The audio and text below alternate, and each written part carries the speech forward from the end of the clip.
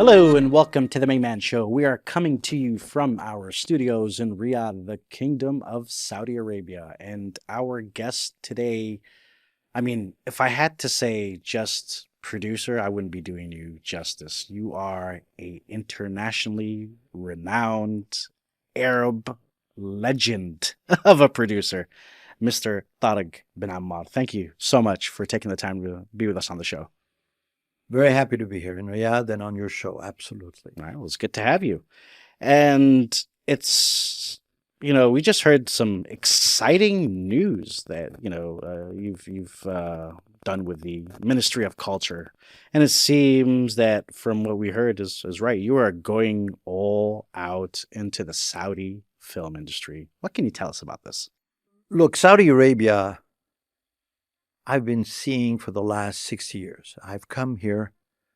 I was blessed to be in a political family in my home country, Tunisia. My uncle, through his second marriage, married my aunt. My uncle was the famous, wonderful leader, first president of Tunisia, Habib Bourguiba. And Tunisia owed a lot to Saudi Arabia because when he was in exile and fighting the French for independence, the founder, Ibn Saud, the great Ibn Saud, helped him. I wasn't born, of course.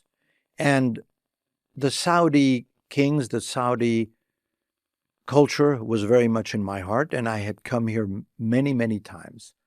And one of the first movies I wanted to make is a story about Ibn Saud. It was not easy, though. It was the early 70s, and Saudi Arabia certainly was not the Saudi Arabia I have discovered regularly, but the shock was starting 2016.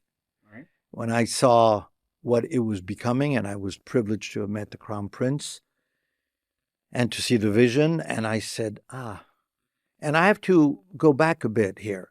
In 2010, in the middle of the Arab, you want to call it spring, revolution, winter, my television Nesma, which I created in 2009, was instrumental. And Abu Dhabi invited me at the Abu Dhabi Film Conference as the keynote speaker. And as I was landing, I read an article that disturbed me greatly. Mm-hmm. It said the Middle East will be acquiring hundreds of billions of dollars of armament in the next 20 years. Being a man who wanted culture and cinema and films and the 68 movies I brought to my country and created the film industry with no money except for the goodwill of great directors, I was disturbed and I was supposed to make a speech. I made a tough speech. And the speech was a nation without a culture is nothing more than a supermarket of consumers. A nation without a past really has no future. And I said to myself, why should we be spending all this money on armament, which I understand for political reasons?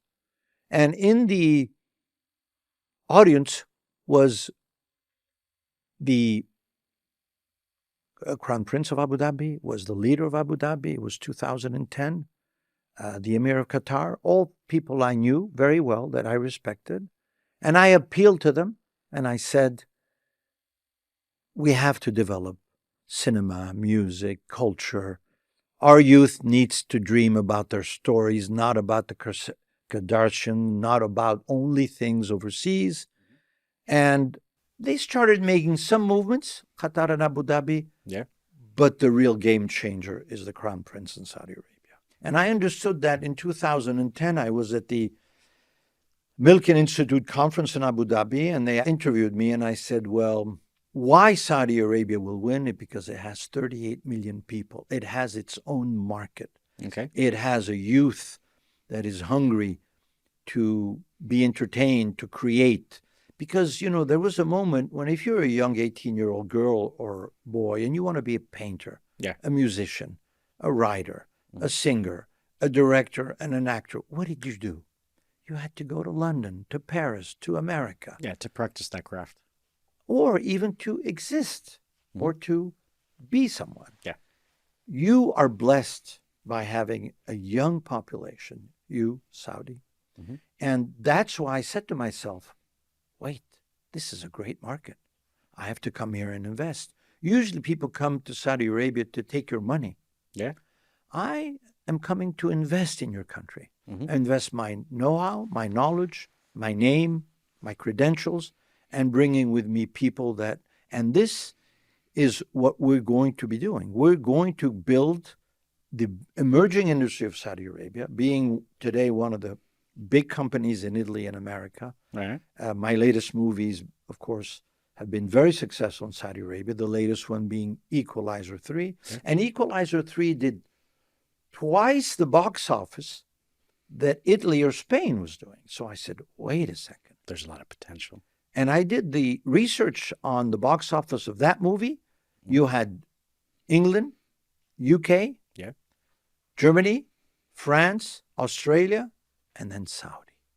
So outside of the US, Saudi is becoming the place to be Mhm. for my industry. That's why we will be announcing the creation of a film fund, of which I will be involved, All right. to attract, of course, foreign films to come in Saudi Arabia, as I did in Tunisia when I brought Star Wars or Indiana Jones or many more, but to develop local Saudi culture, to develop local Saudi talent. You see, when I started my career in Tunisia, we didn't have a market. Yeah.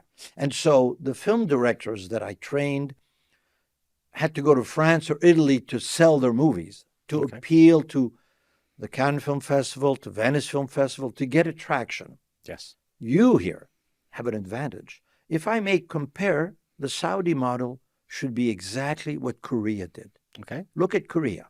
They Right. created their own business, their own music, their own directors, their own TV series, and then they started exporting because they trained their people.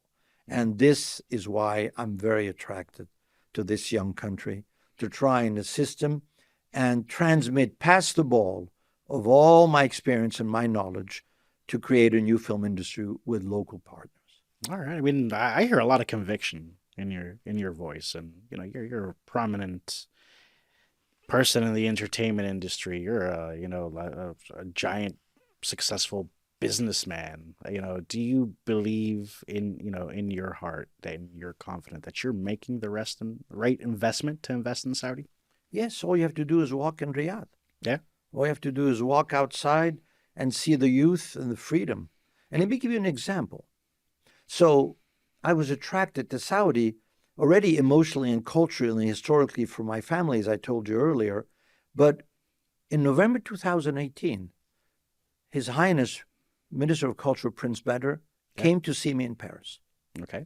and said, you are a successful Arab, Muslim. Mhm. You created an industry in your country. Please come and help us. All right. I was very touched that he took that liberty of Mhm. coming to see me. I said, absolutely, Your Highness. And that's how the ball started rolling. All right. And in coming here, I saw the evolution of the multiplexes, the films. And last month, I was here for a conference on the Film Commission. Okay. And I asked them, I want to talk to the young women of Saudi Arabia. Okay. So I did a speech at Princess Noura University. First of all, I was so impressed with the campus, Okay. the facilities. Yeah. And I was able to speak to 350 young students who were in the arts and in other fields. Okay. I spent 2 hours with them. First, I explained to them what I did, Tunisia, film, music, Michael Jackson, transmitting all of my experience. And 50 of them came up and asked me incredible questions. Okay. So evolved in the questions, so free. And at the end, 4 girls with burqa Mhm. came to see me. All right. And they were 4 out of 300. Okay. Okay, so exactly, you see the evolution of this country that I've seen over the years. They came to see me. I was very touched. They didn't want the mic. Mhm. They didn't want their colleagues to listen. All right. And they said, we would like to ask you a question. What was What is your opinion on the burqa? All right. Okay. So not an easy Question. question. Yeah, 'cause- But the first thing I said is, why me? Why do you want me to tell you what my opinion is of the burqa. Mm-hmm. Yes, I'm Muslim. Yes, I'm Arab. Yeah. But I'm also a citizen of the world and I make movies. Yeah. They said, well, because we are a minority. Mm-hmm. In this amphitheater, our friends are not in agreement with us wearing the burqa. Yeah. And I said, well, listen to me. If you're at ease with wearing it, that's between you and God. Why should you worry about what your friends want? Mm-hmm. So imagine we're in 2023. Yeah. 4 young women were so happy to ask me that question. And I said, are you okay with the answer? They said, yes, because we were afraid you would tell us to take it off. Okay. So where are you going to find that freedom of young women? Mm-hmm. That evening, I spoke to a very important Hollywood personality. Okay. And he said, where are you? I said, I'm in Saudi Arabia. Tell Saudi Arabia, no, it was a woman, not a man. Tell Saudi Arabia to be kinder to the women. To the women. And I said, you have no idea how ignorant you are. You have no idea what I'm seeing and listening. Okay. And so when you see this, you're living history live. Mm-hmm. That these 4 girls are telling me, a foreigner, that they are a minority in their classroom. So there's a great future here. Yeah. Yes. So I really believe that. And I live it every day by walking, by talking, by going to the different malls and talking to the new Saudi generation. So as a veteran in the movie industry, do you recommend other Hollywood producers to follow suit? Of course. If they would tell you what is the selling factor, what would you say? Don't come here for their money. Okay. I made a speech. Mm-hmm. I was at that conference. All right. And I also have to tell you a scoop. I was blessed a few weeks ago by Prince Badr to make me a prime residency card of Saudi Arabia. So I'm a prime resident of Saudi Arabia. So I feel Saudi. All right. Okay. And I feel obliged to protect Saudi Arabia from what people wrongly think Saudi Arabia is about. That will take time, but you're doing a great job. You just won Expo 2030. You certainly don't need me. And you just won 2034. But as a non-Saudi, it's easier to speak. Okay. Right? Because I've done it in my country. Mm-hmm. I've attracted all these Hollywood people. Yeah. Not for the money. Okay. Not for the money. For the locations, for the facilities, for the protection, for the talent of the young women and men who helped make Raiders of the Lost Ark, Star Wars, and many more. Mm-hmm. Saudi has that same potential. Okay. With spectacular locations. In the beginning, yes, you can attract them with tax credits. Yeah. Okay. That's a good way because every other country in the world does it. Mm-hmm. America competes California against New York and Alabama and Atlanta. So, but I would like them to come and make their movies not just because it's less expensive or financially advantageous. Okay. There's so much to see. Mm-hmm. And in fact, I am preparing a few big movies to come to Saudi Arabia the way I did for Tunisia. Okay. Well, let's dissect this a bit Please. more. You know, in Arab news and in the Mayman Show, we ask a lot of candid and impersonal questions. Shoot. So, you know, a lot of filmmakers that we've interviewed in Arab news and in the Mayman Show either come here for a quick buck, like you said, or come here for the rebates, the incentives. But that's not enough. Okay, but where do you see it being a win-win situations for the investor and also for the industry? Look, Saudi Arabia is still too expensive to come to make movies here. Okay. Let's not say the truth. Mm-hmm. The rebates is not enough. Okay. Okay.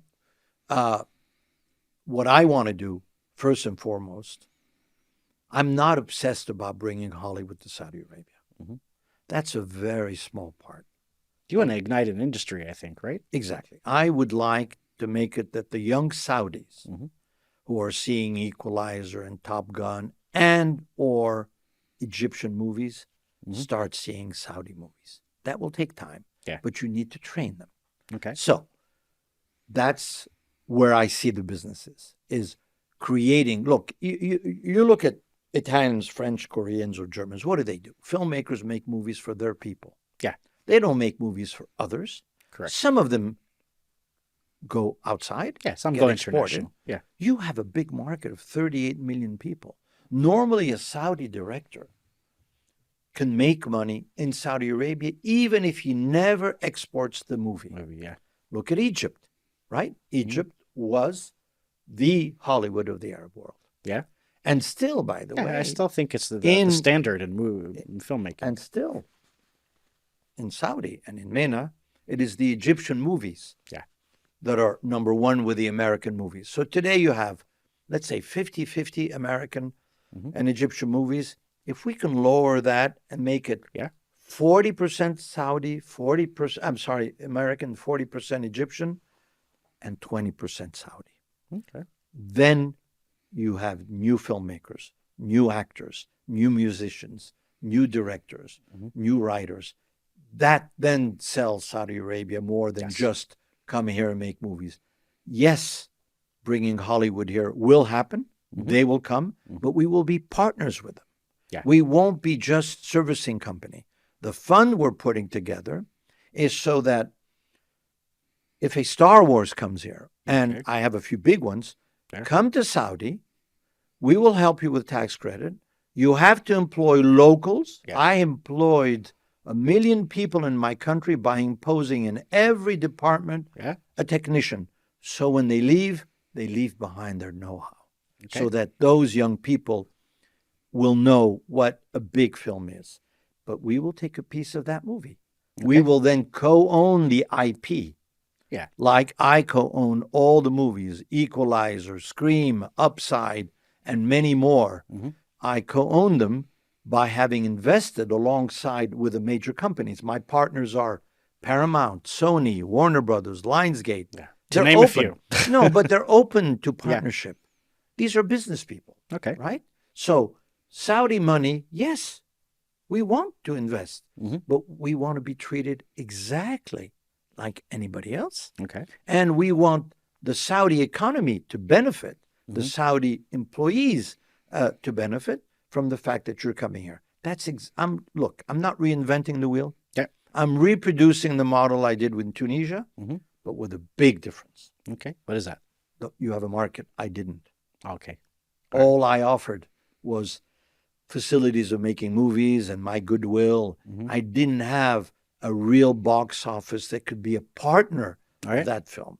Okay. So that's why I'm attracted to Saudi Arabia, is that there is a market here and we can be self-sufficient. All right. And we can create the next Parasite. Okay. Look at Korea. Did anybody think Parasite would win not only the best film for an Oscar, but the best film Oscar? It wasn't made to be exported. It was a Korean movie, a beautiful one that conquered the world. Maybe in my lifetime, I will see a Saudi movie do the same. All right. To make us Arabs proud, as the Koreans were proud of Parasite. Okay. I mean, I'm going to delve into your time in Tunisia. But before we do that, when you start casting people for Star Wars in Saudi, I'd like to raise my hand to audition to be like a Saudi Jedi, even if I I've get had killed. A lot of those demands. Even if I get killed by a Sith, you're like the 2001. Yeah. But okay, but all jokes aside, let's talk about your experience in creating the film industry in Tunisia. Let me give you some numbers, or give our audience some numbers. So 68 movies, as you said earlier, over 40 years. Over 40 years, 68 movies. You employed over 1 million people. Yes. You've injected that means 1 million salary slips have been paid to young people, women and men in Tunisia. 1 million people's households as well. Correct. And you have injected at least $1 billion into the Tunisian of foreign money, not of local money. Yeah, I mean that's an accomplishment in its own right. Yes. I mean, $1 billion. Well, you know, there's a phrase that made me the man I am, and that's why I like what your leader's doing here. When I was 13, there was a great president for me called John F. Kennedy. Oh, yeah. And he said, "Ask not what your country can do for you, but what you can do for your country." I was the first fully educated young man from Tunisia going to Georgetown University. Yeah. I felt very responsible, being privileged, in a family of diplomats and government. How can I grow my passion, films, even though I was not trained from films, and at the same time give back to my country what it gave me: stability, a good passport, a peaceful country, an open country with no issues on religion, women being free, young people being very educated. So my duty was to attract these filmmakers. We'll give you everything. We're nice people, Tunisians. We're inexpensive. Okay. And come here and invest by creating jobs. And they loved it. It was a win-win situation. Okay. We're going to do the same here with an added portion. Okay. We're going to be your partners on that movie. All right. That's why we created the fund. We want to co-own a piece of Star Wars. Yeah. We want to co-own a piece of the next whatever, so that we get revenues from the work that our country and our people in Saudi did. So that's really what I'm hoping to do. Okay. I mean, because you said this just now, Tunisia didn't have a film industry. No. So It's a small country, 5 million people. So what were your Riyadh is bigger. So that goes back to what I was going to ask you: is what challenges, did you face, and how do you see it impacting Tunisia's media landscape? It's not. It's different. By the way, as we're talking, my studios are full in Tunisia with Arab TV series. And guess whose TV series they are? Who's? NBC's. All right. Okay, so we are in partnership with the Saudis. Muawiyah, which is a famous TV series that 2 seasons should be coming out during Ramadan. No, it's a different economics. Yeah. The people to come to Tunisia, first of all, look, Tunisia is closer than Saudi. It's an hour away from Rome, 2 hours away from Paris. Yeah. Why did I win that game? I didn't reinvent the wheel. Okay.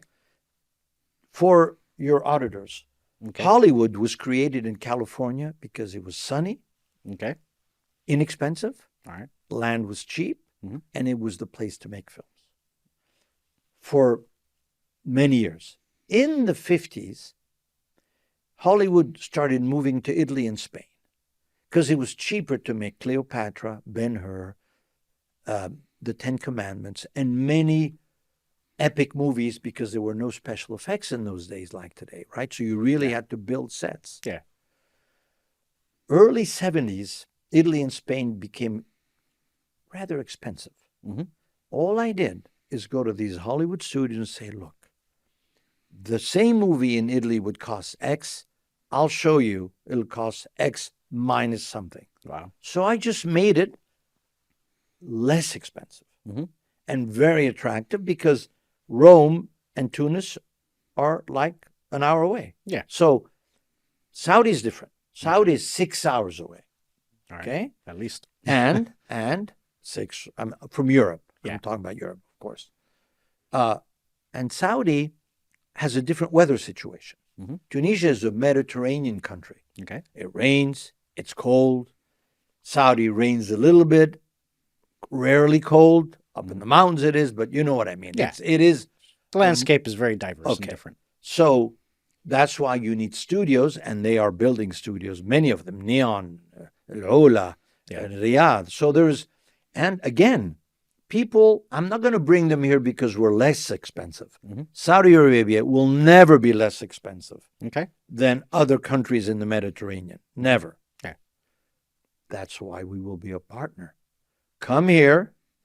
Yes, we're a bit more expensive, but guess what? We're going to give you a 40% tax rebate. Okay. So now we're going to lower the cost of making your movie. All right. And we're going to invest in the movie if you give us a piece of that movie and if you treat us well, because we want to make money with you to make other movies. All right. So we're going to be a partner. Okay. So from which is not what Tunisia is doing. Okay. Okay. So you've asked me the question. It's totally different. All right. So and there's room for both. There's room for both. And Morocco also is very active. And Greece is very active. So what I wanted to ask you is, okay, so you've incentivized the process. So the business element of being a partner, like what activities would you that's what contribute I'm hoping, in, basically? Yes. The Minister of Culture and the Film Commission decided they didn't need me to do a tax credit. They did that. They applied that. What I'm trying to do, and that's the role of this fund that we're going to be announcing, is we want to identify those movies Okay. and also some films. Mhm. Let's take Equalizer 4. All right. 3. Three. For those who have seen it, Mhm. it's all shot in Italy. Yeah. Why is it shot in Italy? Because I had them do it in Italy. Mhm. Originally, it was shot elsewhere. All So right. I went to Sony. Sony's my partner in All many movies. Mhm. Lyle, Crocodiles, and many more. Yeah, my kid's I said, favorite. if you come to Italy, I'll bring you the tax credit. So I will lower the cost of the movie. Mhm. You'll shoot in one of the most beautiful settings, the Amalfi Coast, All right. and I will co-finance the movie.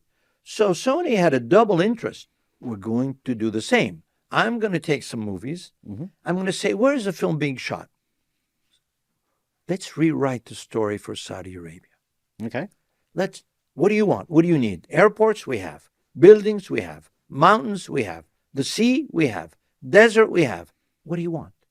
Let's rewrite the story Mhm. so that you have a visual advantage, you creative talent, and we will give you the tax credit All right. and we'll co-finance and we will be partners. Okay.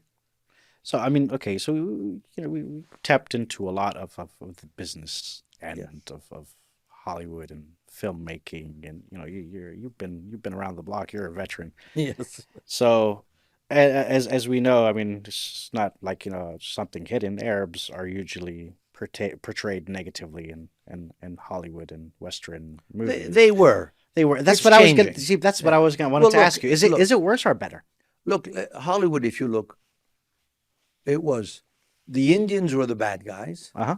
Then the African Americans were the slaves, depending who was first or second. Mm-hmm. Then it became politically correct. It was always the Arabs with the Palestinian keffiyeh. Well, of course, because of the 6-Day War, the 73 War, Mm-hmm. and Hollywood being very pro-Israel, still is. Yeah. So the terrorist was an Arab. Yeah. You know, I did Raiders of the Lost Ark Mhm. with Steven Spielberg. All I right. said, why is the terrorist in Back to the Future with a Yeah. Palestinian keffiyeh? Libyans, right? I think Yeah, they were but Libyans. I- That's what they portrayed. My them point as. is, Yeah. to be a terrorist, you have to be an Arab. Yeah. Now, no doubt we are a bit responsible for our image because we did have Arab terrorists, Mhm. right? But they generalized it. Right. Then it was no longer Arabs, it was the Japanese, Okay. the Yazuka, Okay. the Chinese. But now, oh, you got to be careful because we have Asian Americans. So we Mhm. can't have the Japanese. Now it's Russians. Russians are the bad guys. Yeah. You look at the John Wick movies. Mhm. You look at all these action movies. They the left mafia. and came back. Yeah. The Russian mafia, Yeah. right? Now Russia is okay. We Yeah. continue. Yes, but we are the ones that Right. need to help films get made where the story is different. Okay. That's why by being a producer, I have weight in who made me our directors, the greatest directors. I had no money. Okay. I had an Arab name. Okay. I wasn't Jewish. Mhm. In the beginning of the 70s, it was difficult. Yeah. If it wasn't for George Lucas and Roberto Rossellini and Franco Zeffirelli and the Monty Python and then Steven Spielberg, they saw me as a filmmaker. They didn't care whether I was an Arab, a Muslim, or not, or a Jew. Yeah. They saw me as a professional Mhm. filmmaker because the language of cinema is universal. Yeah, of course. And so they helped me Mhm. into not being in a category. And so because I've learned that, I'm going to try with filmmakers to the narrative of my cousins, my Arab cousins and brothers in stories should be different, but it's happening. We're seeing different stories about Arabs. Mhm. I myself have made a few movies of that.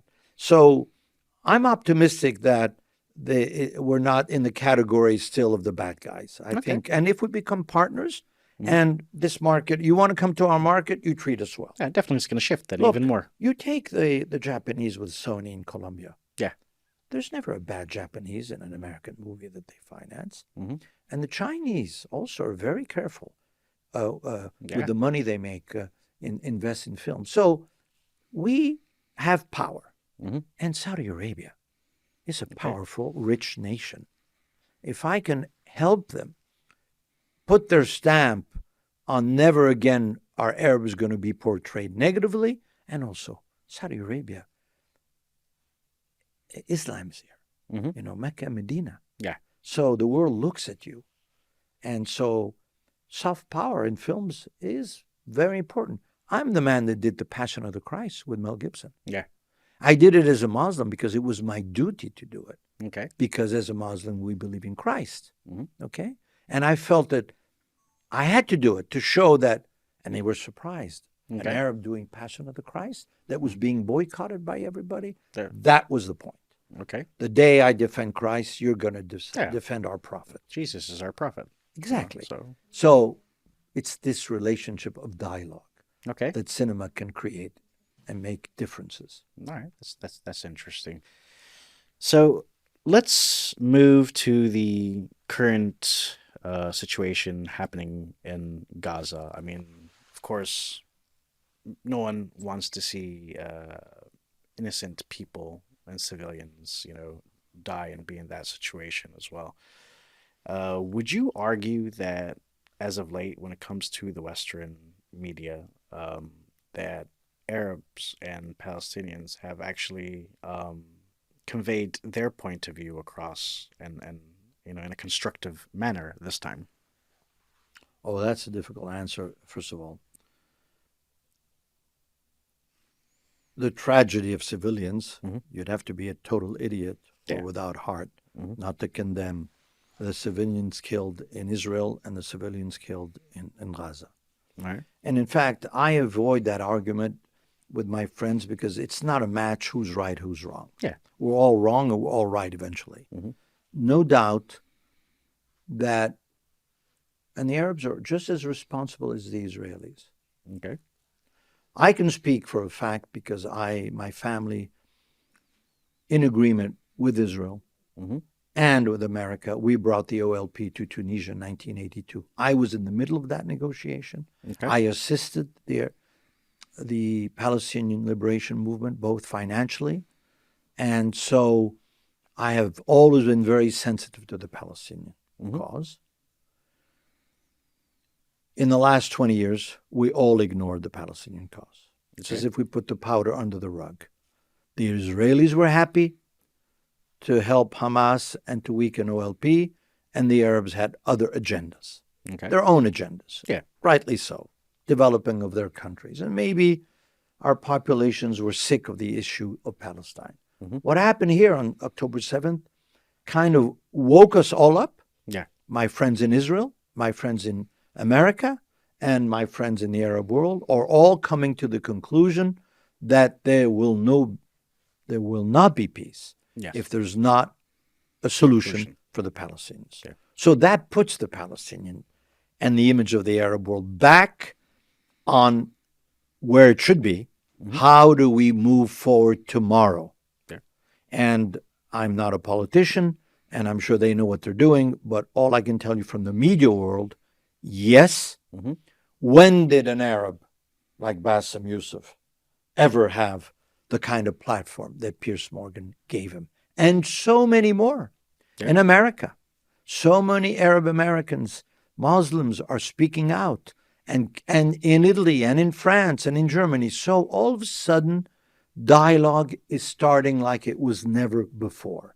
And this is very positive, of course, at the cost of thousands of victims. Why do men have to learn only when there's thousands die and then you wake up and say, why did we do this?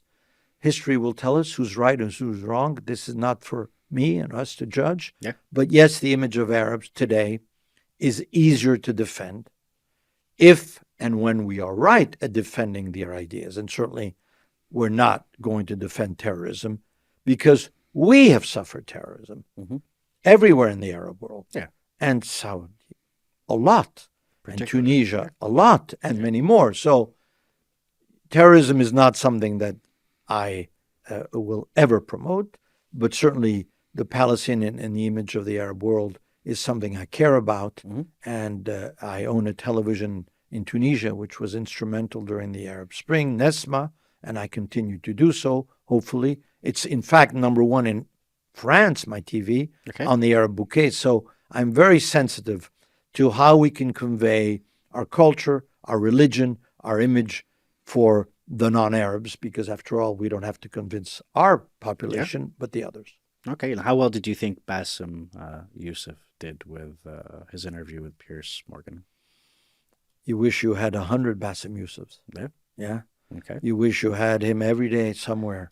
But a Bassem Youssef in Italy, in France, in Germany, in Spain, that puts humor and lightness and courage in his defense. Okay. And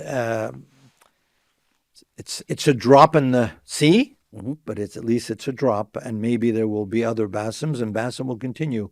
If I owned a network in America, I'd give him a show. Okay. But they don't need me for that. Okay. Well, speaking of networks, this will be also our last question. So Russia has Russia Today in different languages. BBC has its BBC World Network. CNN has CNN International and CNN Arabia. But Saudi doesn't really have a television in English. I mean, it did, as a state television early in the 90s and the 80s, but that's not the case anymore. And, do you think that the kingdom needs more outlets to share its views and tell its stories to the rest of the world? Like Arab News is doing with its international editions. No doubt. Yeah.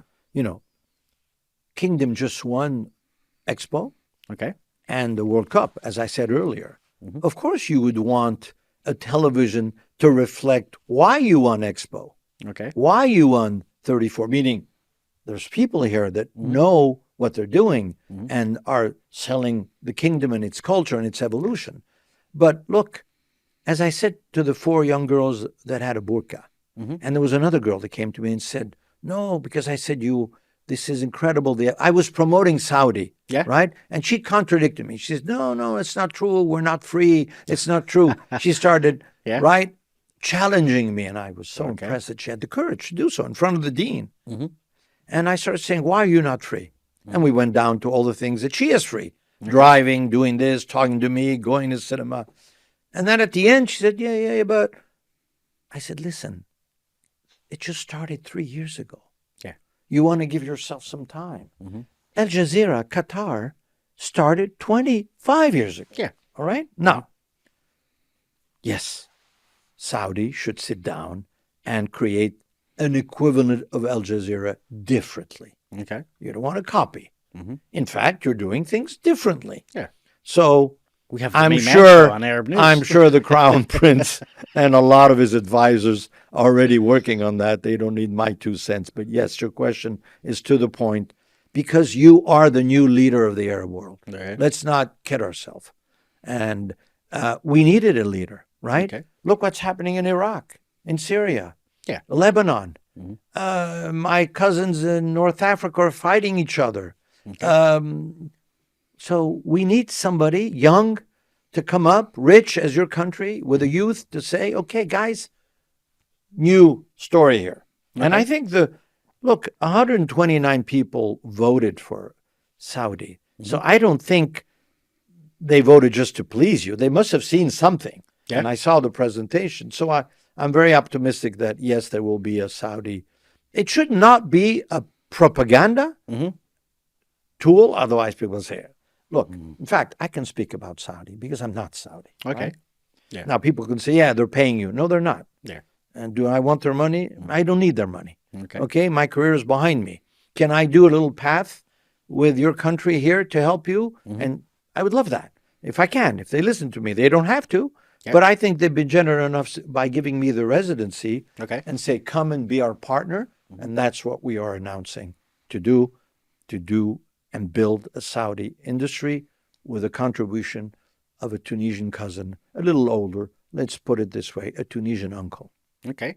And on that note, if you had to describe this last thing in one sentence, Arab News' international editions and digital content such as the Mayman Show. I follow Arab News. In fact, I didn't know Faisal, your editor, your I guess the CEO. Chief editor. Chief editor. Yeah. And the first thing I told him is, I really like the paging, the calligraphy, the way you sell.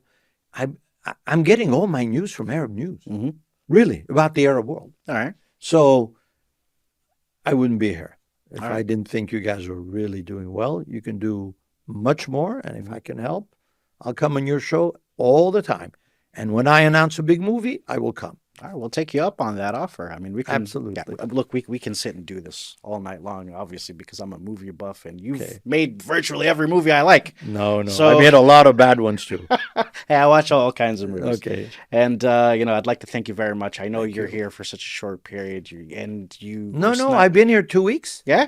to really talk to everybody, Yes. understand the market. Mhm. I went to see films to see the audience, Mhm. who they are, why they're doing. Okay, well, let me correct myself. You weren't here for a short period, but you're here on a rigorous schedule. Yes. The fact that you took time to come here No, it's a means a pleasure. lot to me. No, I like Arab news, and I told Faisal I would do this, and I'm here, and I'd be very happy to pursue these fire kind of conversations. Okay, all right, fair enough.